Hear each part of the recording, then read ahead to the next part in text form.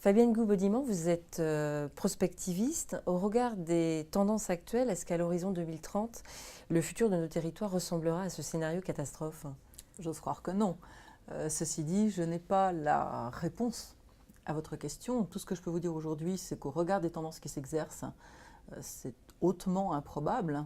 Néanmoins, il faut bien avoir conscience du fait que même la DATAR s'est essayée à faire quelques scénarios sur l'avenir des territoires à 2040. Elle en a produit aujourd'hui 28, ce qui prouve bien que c'est un large éventail de futurs possibles qui est devant nous. Il faut prendre en compte le fait que nous sommes dans un monde de plus en plus incertain, d'une part, et d'autre part que l'action des acteurs change la donne possible. Donc à partir de ces deux éléments, nous pouvons simplement établir un certain nombre de grandes tendances qui se déroulent et qui font que cela nous dessine une toile de fond, en fait, des évolutions sur laquelle viendra se poser un futur, celui qui réellement se réalisera. Alors, parmi les grandes tendances que nous avons aujourd'hui, elles concernent essentiellement le développement des territoires eux-mêmes, des territoires urbanisés, des territoires circulants. C'est clair qu'on ne voit pas la fin de la mobilité, des territoires économes en ressources, il va falloir faire face aux questions d'énergie, d'eau, de biodiversité, etc. Mais des territoires aussi qui vont miser sur la proximité. La polyvalence, les multimétiers, etc., ça c'est très clair. Et enfin, je dirais des territoires se réorganisant continuellement, fluides, prêts à s'adapter aux évolutions, innovants, vraiment ingénieux. Voilà, des territoires astucieux, ingénieux. Sur ces territoires, des sociétés. Alors des sociétés plurielles par définition. Aujourd'hui, il n'y a plus une société française, mais des sociétés. Et cette société, là encore, ces sociétés vont se caractériser tout d'abord par le fait qu'elles seront âgées, clairement. Elles seront aussi affinitaires, un rôle important, des appartenances, des multi-appartenances, du communautarisme, de la volatilité. Des sociétés dans lesquelles l'individu va devenir une personne qui revendique des droits, une personne qui veut participer à la gouvernance locale, qui cherche de la reconnaissance, bien entendu. Une société consommatrice, clairement, ça va continuer, mais peut-être différemment, plus consommatrice d'éducation, de services, de santé, d'amusement, de loisirs, peut-être plus que de biens vraiment matériels. Et puis enfin, une société qui est une société assurantielle, c'est-à-dire une société qu'il va falloir rassurer du fait du stress qui va continuer encore de jouer à la fois du fait des recompositions familiales, de la volatilité de l'emploi, à la fois le souci de la performance, les risques encourus, risques sanitaires, risques sécuritaires, etc. Donc voilà, une société qui est une société où, certes, on peut y voir beaucoup de menaces, mais aussi d'immenses opportunités, et en tout cas clairement un immense besoin de réorganisation et de réaménagement du territoire.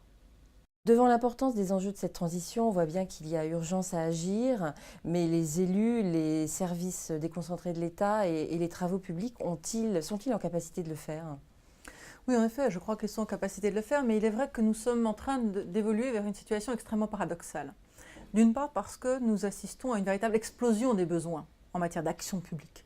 Alors que ce soit les besoins liés au vieillissement, aux impacts du changement climatique, que ce soit les besoins liés par exemple à la fin de l'abondance des ressources, qui va imposer de nouveaux modes de gestion des collectivités, d'aménagement du territoire, etc.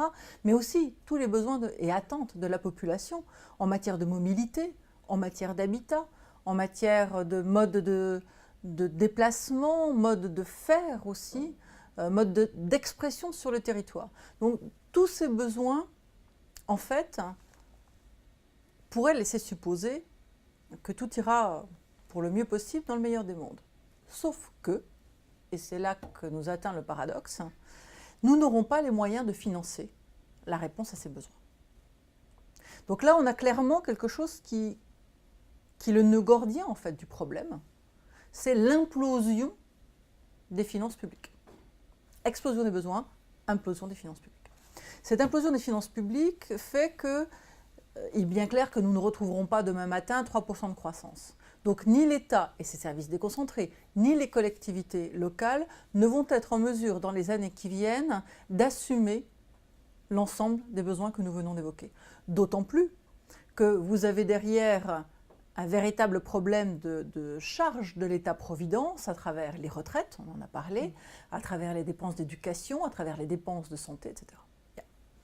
Donc, aujourd'hui, cette situation paradoxale nous conduit à nous poser clairement la question de savoir comment, malgré tout, répondre aux besoins. On ne peut pas accepter simplement de s'arrêter là. Et ça dépend des moyens que nous voulons bien nous donner. C'est-à-dire pas seulement des moyens financiers, mais des moyens que les élus et les acteurs, quels qu'ils soient, seront prêts à mettre en œuvre pour changer la donne de manière plus structurelle en réalité. Alors pour cela, on peut imaginer déjà des solutions nouvelles, notamment en matière de financement. Alors on peut bien sûr parler de la rationalisation des politiques publiques, etc., mais ça on connaît déjà très bien. Mais on peut par exemple jouer sur cet important, cet impérieux besoin de démocratie délibérative de nos concitoyens pour essayer de mettre en place ce qui se fait déjà aux États-Unis, notamment à Philadelphie, Boston, etc., et associer très directement le citoyen à la décision en matière d'investissement public. Donc savoir quoi investir, comment, et éventuellement leur demander de contribuer à travers ce qu'on appelle la finance participative, plus exactement le crowdfunding, c'est-à-dire le fait que chacun mette par exemple 100 € sur un projet de son choix, etc. On a un autre problème auquel on aura assez rapidement à faire face, mais peut-être un tout petit peu après, c'est le problème de la maîtrise des projets complexes, notamment dans le domaine des travaux publics.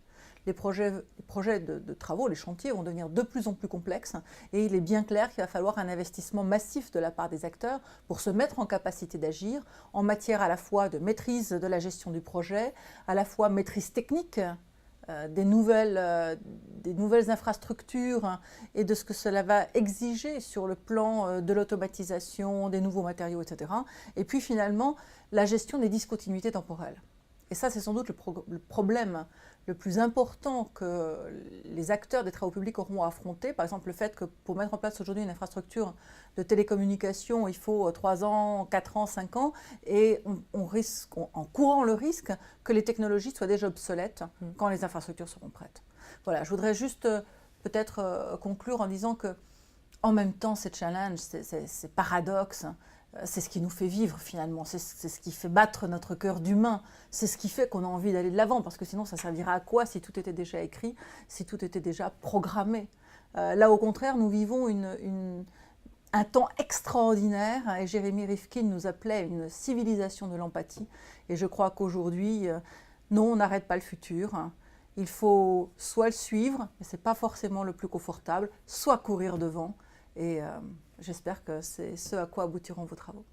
Selon vous, la prospective peut-elle être un des instruments de cette action future ?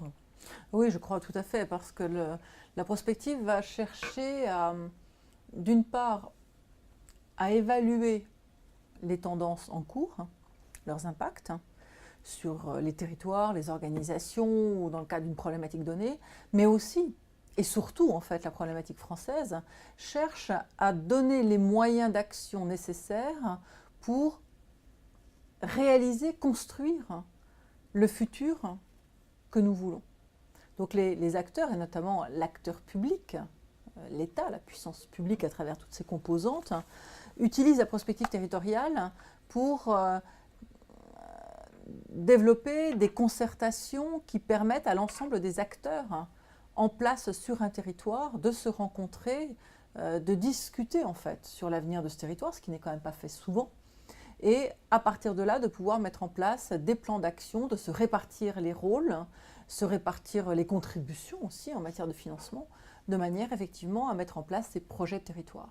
La prospective territoriale est un instrument extrêmement important pour le décideur public. Je crois que plus un territoire est prospectif, c'est-à-dire est impliqué dans une démarche prospective, et plus il est battant, plus il est gagnant.